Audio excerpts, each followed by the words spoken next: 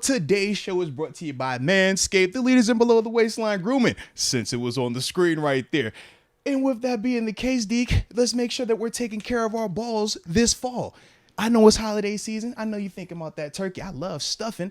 But more importantly, Deke, we got to make sure that we keep our lower below the waistline regions looking like dessert, more importantly. And the best way to do that is with that Performance Package 4.0. So you definitely want to check that out and use the promo code, which is MOATS. It's 20% off, along with free shipping worldwide at manscaped.com.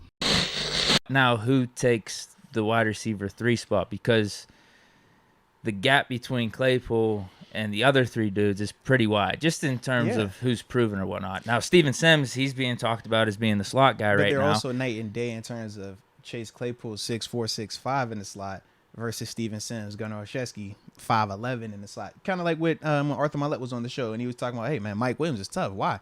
Because of how big he is in there. And that's part of the thing when you look at Chase versus these other options that we have at slot. Even Pat Freiermuth at slot isn't the same type of animal that Chase Claypool is in there. And that's the thing where I'm just like, part of me is saying, how do you replace that? The other part of me is saying, I think that I'm hoping that this means that we get a little bit more bigger personnel groupings. Get more 12, more 21. We did actually do. Well, that's what Farron Bradford said. Yeah, but so we did get some of that this last game against Philly. 22 personnel, some of the Derek Watt stuff. We didn't do a ton of it, but we did start to introduce more of it. And I feel like we run our running game is the best when it's in 21, 22 personnel. Our play action, the reactions that we get are more real out of that personnel grouping. But the pros to that are that, right? In terms of better run blocking, better in terms of the fake being real. The con is you don't have as many guys running out for routes. So if that number one guy isn't a dude that's going to win, you're limited to Derek Watt to the flat or a tight end dragging across. So, that's the kind of give and take with that thing. What pros do you see of having someone like Sims in the slot, though? Because Claypool even said in his Chicago interview, he's like, they moved me to slot this year. And he's like, it wasn't the best of fits. Even though we still saw productivity out of him. It wasn't the best of fits because his numbers weren't what he wanted them to be. But it wasn't for lack of him winning. At times, I do feel like, and this is with both of these quarterbacks, with Mitch and with Kenny now, just anticipating when you can make certain throws, NFL open. Understanding when you have time to actually be able to sit in the pocket and scan your field versus when you have to take off. I thought this game, man, going back and watching it a couple of times now, for Kenny, he was just a little bit off in that vein, but that's a part of the rookie thing. But for Chase, I don't think that it was a bad fit. I just think that because he wasn't getting the amount of touches that he probably wanted, it always makes you feel like that. But when you watch it on tape, it's like, no, dude, you're winning. You're doing what you're there for. Like, this is a mismatch. But dang, now I just drew a blank on what we about to. Oh my goodness, Sims, Claypool. Oh, but Gunner. but the thing was with Sims and Gunner, they're just different in the sense of how you use them. With Chase, the mismatch is the size. So jump ball, fade ball, verticals out the slot become very deadly when it's Chase Claypool. Are you worried about a vertical route from Steven Sims and Gunnar Olszewski in the slot? Nah, because even though they're fast, you don't have it's not as easy of a throw to throw it over this DB or this linebacker who's actually the same height or taller than these little guys in terms of Steven Sims and Gunner. So for Chase, think about what is Juju in the slot, right? How many times you see Ben throw it over the LB, right? Because it's a bigger body guy in there. You can go back shoulder if the guy's trying to outrun him. So because he's so big, that's the separation. That's the issue that it creates. With Gunner and Steven, their threat isn't vertical. They win Wes Welker style. Run at you, burst away from your leverage. Okay, you're man-to-man. I'm a jitter off the line of scrimmage. I'm bursting this way. If you outside leverage, I'm jitter. I'm bursting across the line of scrimmage. And for Kenny, his job is just read the route. It's literally an option. That's how those type of guys really get after it. Now, they can still run some routes out of it. And when they evolve to that, now you're looking at a Julian Edelman type. Little guys that can stretch the field and still go up and make combat catches across the middle.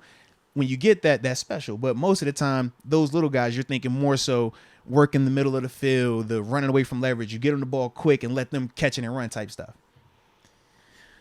Our line has been blocking better this season. They have been. That type of stuff could have been more beneficial, at least last game. Correct. Getting it out ball quick. Out. Yeah. And the thing with Sims, here's the problem. We just don't have anything really proven with him at receiver. But he did have a little bit of a chemistry with Pickett. No, he definitely did. Heck yeah, he did. And I like what he's doing when he gets the ball in his hands on these punt returns. So we'll see. A little reminiscent of AB out there at times. Yeah. I mean, the thing is, they're still going to be able to make it work whichever way they go.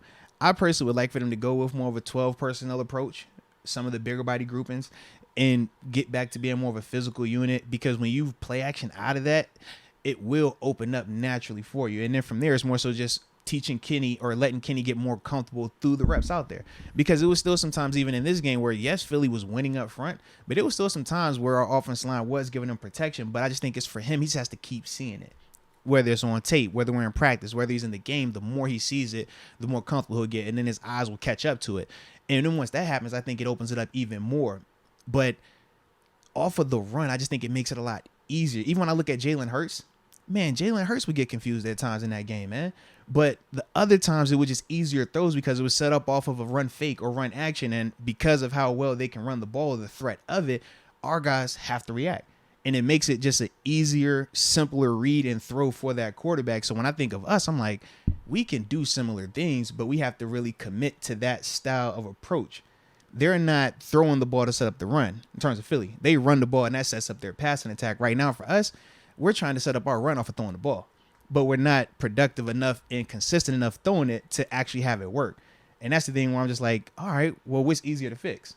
Is it easier to fix this throwing situation, or is it easier to fix this running situation? And I just think for me, watching them over and over, I'm like, man, I just think with the bigger body guys, the better blocking guys, you can get this running game a lot better. But we got to commit to it, though. Another thing that threw me off with this trade, this was initially, was we traded Claypool, but then we didn't activate Calvin Austin a week prior. And listen, I was getting lit up because this was my big take that I threw out there on social media, and I brought that part of it up. And they're like, what do you mean, dude? Calvin Austin, he got injured. He's out for the year. I think that report came out just as I was making the video, or just yesterday, right? Yeah. I knew he had an injury. I knew the injury was a part of it, but I thought it was just like a TJ Watt thing, a little cleanup, because you could have activated Calvin Austin when he got healthy and then bring him in for the last like 7 or 8 weeks.